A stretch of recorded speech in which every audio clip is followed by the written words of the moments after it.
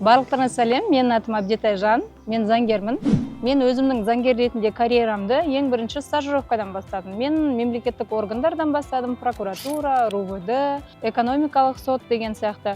Одан кейін ең бірінші өзімнің ресми жұмысымды Центральная Азия Интертоп деген компаниядан бастадым. Ол жақта Қазақстанға әртүрлі мультибрендовый магазиндарды алып келеді. Ол Пандора, Интертоптың өзінің магазині, Armani Exchange деген сияқты. Ол жақта юридический отделда мен помощник юриста болдым. Өсу барысында мен екінші компанияға жұмысқа тұрдым, заңгер ретінде. Ол жақта Марс Ригли компаниясы, ол жақта Snickers, Марс, Орбит деген сияқты Қазақстанға танымал брендтердің юридический отделында жұмыс жасадым. Ол жақта мен әр договор контрагентпен қалай жасау керек, международный сделкалар қалай жасау керек. Бізде головной компания Россия болғандықтан, головная компания қалай жұмыс жасайды, Қазақстандағы локальный филиал қалай жұмыс жасайды, ішіндегі корпоративный культура, корпоративный деловой этика қалай болады, соның барлығын базасын алдым.